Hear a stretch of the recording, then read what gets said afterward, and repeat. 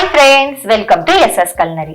இன்னைக்கு நம்ம சேனல்ல ஒரு சைடிஷ் ரெசிபி தாங்க பார்க்க போறோம். இந்த ரெசிபி எனி புலாவ் ரெசிபிக்கு நீங்க சைடிஷா யூஸ் பண்ணலாம், அப்படி இல்லைன்னா சப்பாத்தி கூட நீங்க வச்சு சாப்பிடலாம். அந்த ரெசிபி என்னன்னு தெரிஞ்சுக்கிறதுக்கு முன்னாடி எங்களோட சேனல்ல நீங்க சப்ஸ்கிரைப் பண்ணலாம், மறக்காம பண்ணிடுங்க. அப்படியே பக்கத்துல உள்ள பெல் பட்டனையும் கிளிக் பண்ணிடுங்க. இன்னைக்கு நம்ம ஸ்வீட் பொட்டேட்டோ வச்சு அது கூட பாலக்கீரை வச்சு ஒரு சப்ஜி தான் பார்க்க போறோம். வாங்க ஸ்வீட் பொட்டேட்டோ பாலக் சப்ஜி எப்படி பண்ணலாம்னு பார்க்கலாம்.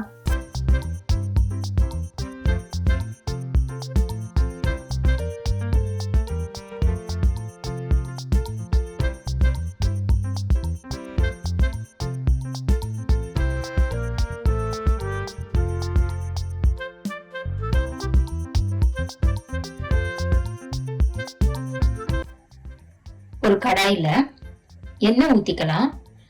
எண்ணெய் கொஞ்சம் தாராளமா 5 to 6-7 டேபிள் ஸ்பூன் வர மாதிரி தாராளமா ஊத்திக்கோங்க.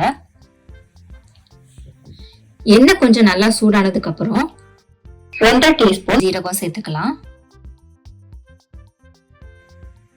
இப்போ இஞ்சி பூண்டு பொடியா கட் பண்ணி சேர்த்துக்கலாம்.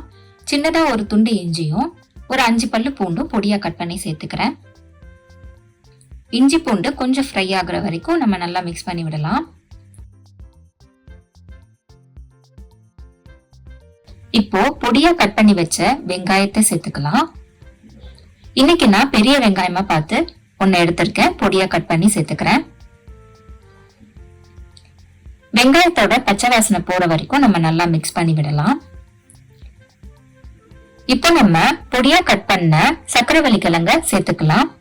சக்கரவள்ளி கிழங்கு தோலெல்லாம் சீவி நல்லா கழுவி பொடியா கட் பண்ணி சேர்த்துக்கிறேன்.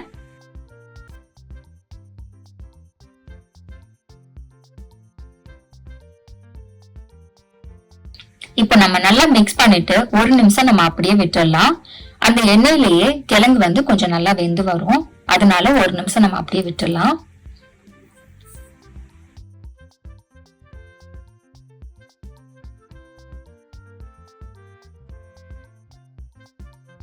ஒரு நிமிஷம் கழிச்சு பொடியா கட் பண்ண தக்காளி சேர்த்துக்கலாம்.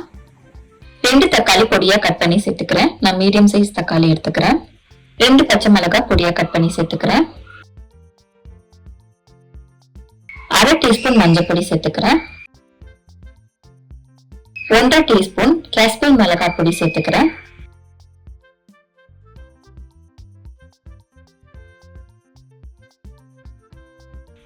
இப்ப இது எல்லாமே நம்ம நல்லா மிக்ஸ் பண்ணிக்கலாம்.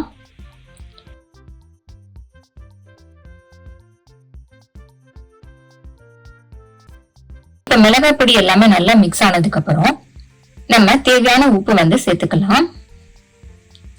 உப்பு சேர்த்துட்டு அகைன் நல்லா மிக்ஸ் பண்ணிக்கலாம். இப்போ இத ஒரு மூடி வச்சு க்ளோஸ் பண்ணிடலாம். ஒரு 2 நிமிஷம் உருளைக்கிழங்கு வேகிற வரைக்கும் நம்ம வெயிட் பண்ணலாம். இப்ப 2 நிமிஷம் கழிச்சு ஓபன் பண்ணிடலாம். இப்ப இத நல்லா மிக்ஸ் பண்ணி விடலாம். உருளைக்கிழங்கு வெந்திருக்கான்னு சொல்லிட்டு ஒரு உருளைக்கிழங்க கரண்டியை வச்சு பிரஸ் பண்ணி பாருங்க. இந்த மாதிரி ஈஸியா கட் ஆயிடுச்சு அப்படின்னா நல்லா வெந்திருக்குன்னு அர்த்தம். சப்போஸ் வேகலைன்னா அகைன் 1 நிமிஷம் இதே மாதிரி மூடி வச்சு வேக வைங்க. உருளைக்கிழங்கு ஒரு 90% மேல வெந்ததுக்கு அப்புறம் தான் நம்ம கீரை ஆட் பண்ணணும். அதனால உருளைக்கிழங்கு வேகிற வரைக்கும் இந்த ப்ராசஸ் பண்ணுங்க. இப்போ உருளைக்கிழங்கு நல்லா வெந்துருச்சு. இப்போ பொடியா கட் பண்ணி வச்ச பாலக்கீரைய சேர்த்துக்கலாம். பாலக்கீரைய நான் ஆல்ரெடி நல்லா கழுவி பொடியா கட் பண்ணி வச்சிருக்கேன், அதை இதோட சேர்த்துக்கிறேன். இது கூட 1/2 டீஸ்பூன் கரம் மசாலா சேர்த்துக்கிறேன். கொஞ்சமா ட்ரை மெத்தி லீஃப் சேர்த்துக்கலாம். இப்ப இது எல்லாமே நல்லா மிக்ஸ் பண்ணி விடலாம்.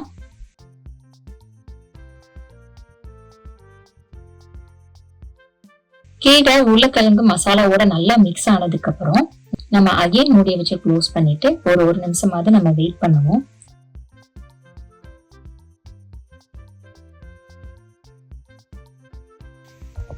ஒரு நிமிஷம் கழிச்சு நம்ம ஓபன் பண்ணி பார்த்தோம்னா கீரையும் நல்லா வெந்திருக்கும். அதே நேரம் நம்ம ஊத்தின எண்ணெயும் இந்த மாதிரி சைட்ல நல்லா வந்திருக்கும். இப்ப அகைன் நல்லா நம்ம மிக்ஸ் பண்ணி விடலாம்.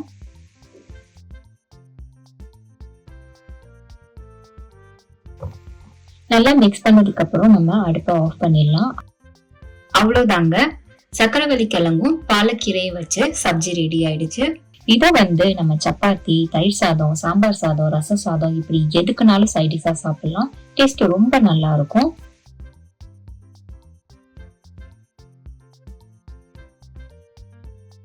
சக்கரவள்ளி கிழங்கு வச்சோம், பாலக்கீரை வச்சோம், சப்ஜி எப்படி பண்றதுன்னு சொல்லிட்டு பார்த்தோம். நீங்க சக்கரவள்ளி கிழங்கு பதிலா உருளைக்கிழங்கு கூட தாராளமா யூஸ் பண்ணலாம். ஆனா ஒரு வாட்டி சக்கரவள்ளி கிழங்கு வச்சு ட்ரை பண்ணி தான் பாருங்களேன். டேஸ்ட் எப்படி வந்ததுன்னு மறக்காம கமெண்ட் பாக்ஸ்ல கமெண்ட் பண்ணுங்க. உங்களுக்கு இந்த ரெசிபி பிடிச்சிருக்கும் நம்புறேன். அப்ப அப்படியே லைக் பண்ணிட்டு உங்க ஃப்ரெண்ட்ஸ், ஃபேமிலி எல்லாருக்குமே ஷேர் பண்ணுங்க. நெக்ஸ்ட் டிஃபரெண்டான வீடியோல உங்களை பாக்குறேன். பாய்.